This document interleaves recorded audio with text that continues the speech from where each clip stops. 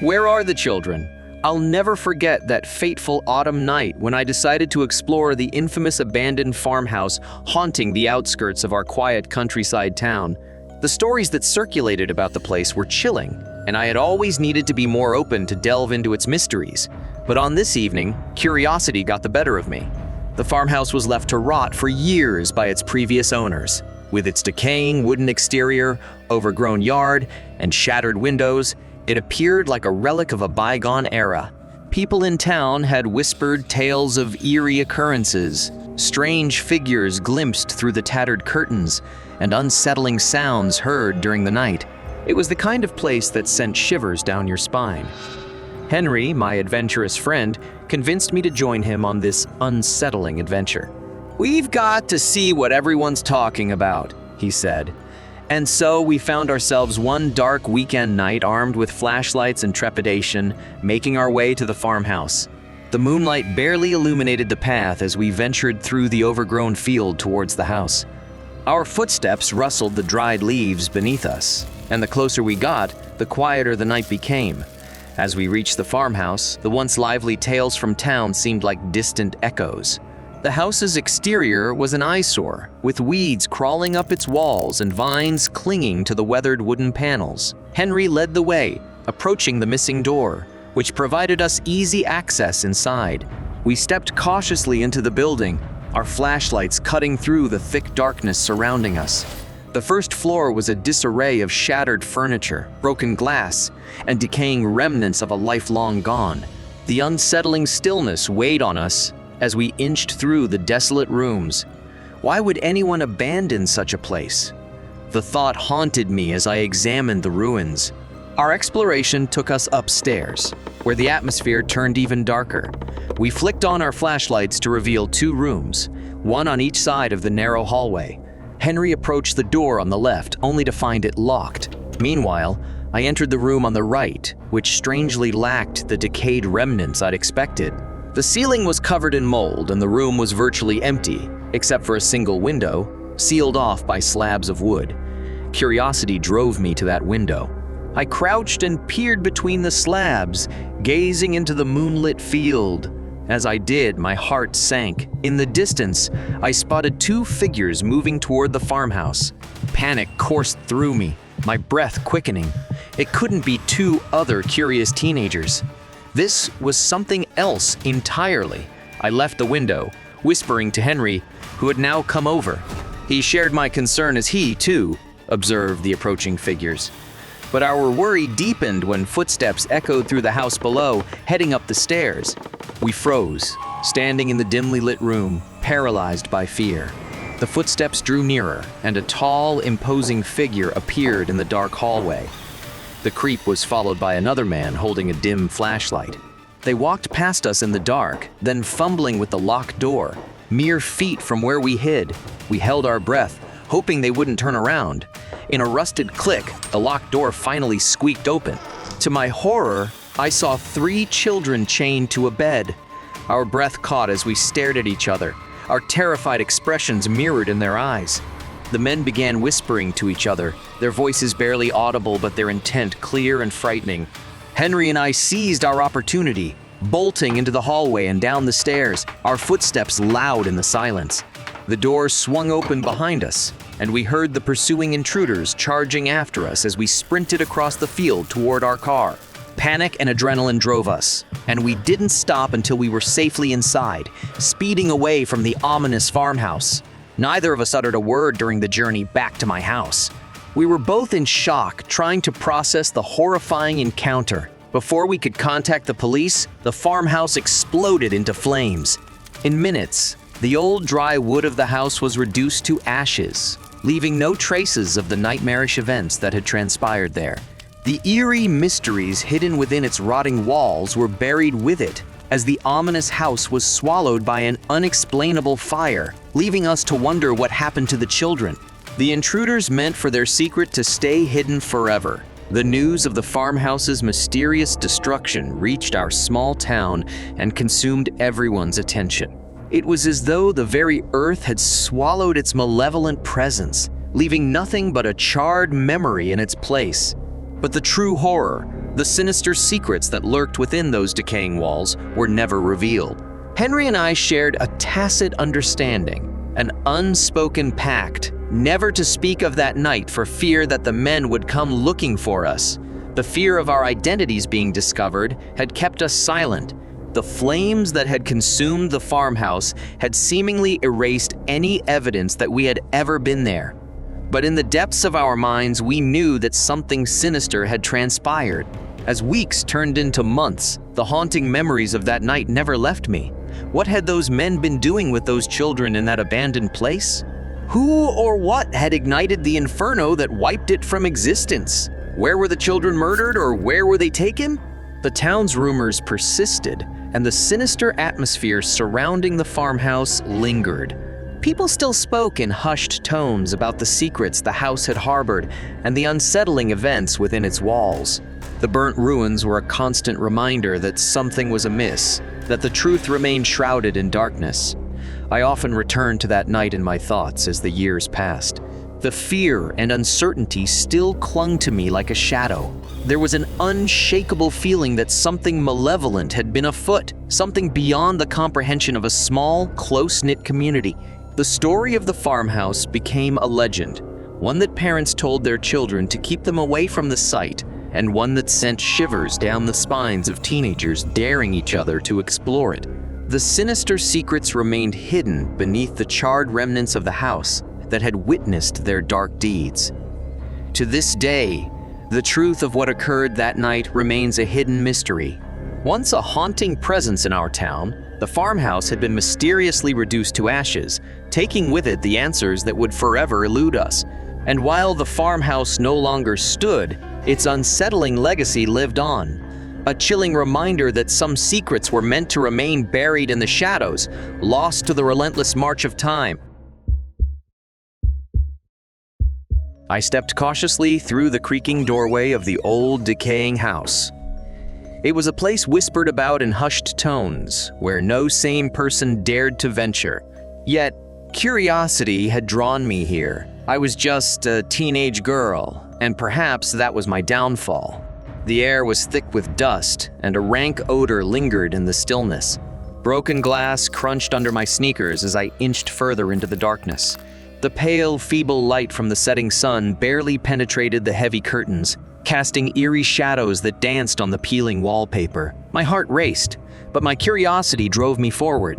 As I explored the abandoned rooms, my imagination ran wild with each creak, each distant sound. I tried to convince myself it was only the wind, but my breathless panic told a different story. My racing heartbeat and the occasional rustle of something unseen broke the silence. In a corner of one room, a tattered rocking chair swayed gently on its own as though inviting me to sit. My mind screamed at me to run, to flee this place, but a morbid fascination held me in its grip. I inched closer to the chair and felt an icy draft wash over me. Goosebumps prickled my skin as I imagined spectral fingers pushing it back and forth. Suddenly, a child's laughter pierced the silence. It was faint, distant, and filled with an eerie innocence that chilled me to the bone. There was no child here. That much I knew. I could see no one, but the laughter continued, echoing through the decrepit halls. I pressed onward, and the laughter gave way to whispers that filled my ears. Unintelligible and haunting, they taunted and teased. My imagination painted vivid pictures of shadowy figures lurking just out of sight. I quickened my pace, turning a corner and coming face to face with a mirror. My reflection stared back at me, but I was not alone. Beside me, a gaunt, pale figure with hollow eyes stood. My scream reverberated through the house as I stumbled back, tripping over debris and crashing to the floor. The figure vanished, leaving me gasping for breath. I knew then that this house was not abandoned. It was alive with something ancient and malevolent. My imagination had played tricks on me, but the terror was absolute. My heart pounded as I forced myself to get up, my hands shaking. I had to leave. I had to escape this nightmare. But the house seemed determined to keep me within its grasp. Hallways stretched endlessly, doorways led nowhere, and windows filled with impenetrable darkness. I was lost in a maze of my own fears. As I wandered deeper into the house's depths, I stumbled upon a room that froze the blood in my veins. It was a child's bedroom, its walls covered in peeling, faded cartoon characters. A dilapidated crib stood in the corner, its bars twisted and broken. In the center of the room, a faded teddy bear sat on a small chair. I approached it, drawn to this wretched place's only sign of innocence. But as I reached to touch it, the bear's head turned slowly, its lifeless eyes locking onto mine. It blinked, and in a voice that seemed to come from the depths of hell, it whispered, "Don't leave." My scream echoed through the house as I sprinted away from the room, determined to escape. The laughter and whispers grew louder surrounding me. I felt a cold breath on my neck, and when I turned, a disfigured face contorted into a malevolent grin stared back at me. It was my own face, twisted and grotesque. The house seemed to mock my every move, every attempt to flee. It knew my fears, my nightmares, and it reveled in them. I had become a plaything for whatever sinister force lurked within its rotting walls. Hours passed, or perhaps it was only minutes. Time had lost all meaning. My fear had driven me to the brink of madness. But then, I stumbled upon a door that led to the outside. I flung it open and ran into the moonlit night, gasping for breath, tears streaming down my face. The horrors of that house haunted me long after I left, and I still hear the whispers and laughter in my dreams. I had entered that forsaken place out of curiosity, but emerged scarred and changed. There are places in this world that should never be explored, and the abandoned house was one of them, a dwelling of darkness that reveled in the fears of those who dared to enter its domain. My escape from the abandoned house was only the beginning of my ordeal. The malevolent presence within those decaying walls clung to me, refusing to release its grip. Night after night, I was tormented by restless dreams and haunting memories. In my sleep, I would return to that sinister place. The house's layout became a nightmarish labyrinth where corridors stretched impossibly and doors led to otherworldly realms.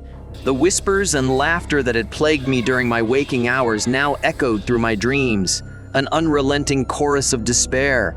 I began to research the house's history, hoping to uncover some clues about the evil that resided within it. The stories I found were grim. The house had a dark past filled with tales of tragedy and malevolence. It was said to have been the site of a gruesome murder-suicide, and the restless spirits of the victims were believed to still haunt the premises. My obsession with the house grew, and I felt compelled to return. I couldn't explain why, but the darkness that clung to that place drew me back like a moth to a flame.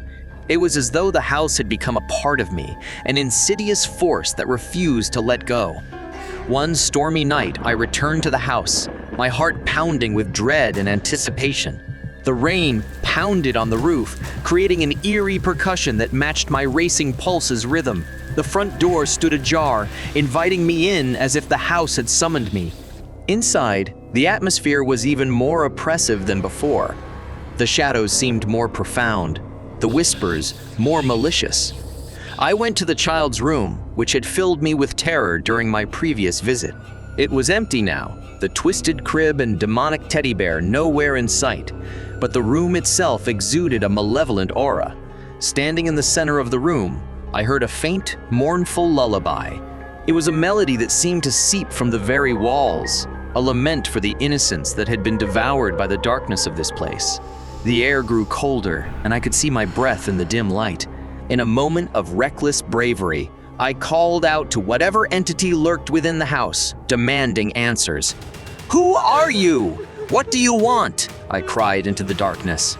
The response was not in words, but in the room's sudden, violent upheaval. The walls seemed to close in, the ceiling descended, and the floor tilted beneath my feet. I was trapped, entangled in the house's malevolent grasp. A voice, both mournful and chilling, spoke in my mind. "We are the ones who suffer here, trapped in this eternal nightmare. You too shall become one of us." Panic overcame me as I realized the house's intent. It sought to consume me, to make me a part of its unholy history. With every ounce of my strength, I fought against the relentless force that threatened to ensnare me. I clawed my way through the distorted walls, defying the impossible geometry of the house. Finally, with sheer willpower, I broke free and tumbled out of the house into the pouring rain. The malevolent presence seemed to howl in fury as I escaped its clutches. I never returned to that wretched place again. The nightmares continued for some time, but their grip on me loosened with each passing day. The scars of that horrifying experience would remain with me forever, a reminder of the darkness that can lurk in the most unexpected corners of the world. The abandoned house served as a grim lesson in the dangers of curiosity, a stark reminder that some mysteries are better left unsolved. It was a place where the line between reality and nightmare blurred, and the malevolent forces of the past could claim the unwary. I worked the night shift as an officer at the local police department. The night hours are grueling and often unsettling work. It is a demanding routine, but I have grown used to it. One night, while I was at the office, a dispatcher informed me about a call regarding 2 teenagers trespassing on private property. The location was a deserted hospital on the outskirts of town that had been abandoned for the last decade. It was a popular spot for young people to hang out for scary thrills. But their entry was unlawful and my job was to chase them off. This wasn't my first visit to the old hospital. It was my 4th time responding to a call there. I expected it to be a routine case of asking the kids to leave, maybe with a stern warning. All I wanted was for them to vacate the property for their safety. As I arrived, I noticed a flashlight beam darting around erratically through the windows on the 2nd story. It was moving so fast that it looked like someone was running through the hallway. I grabbed my flashlight and cautiously entered the building, announcing my presence and requesting that everyone exit the building. Silence. Not a sound except the creaking of the old building, which only added to my anxiety. I couldn't help but keep my right hand on my gun, the fear of a possible trap lingering in my mind if it was someone other than teenagers exploring.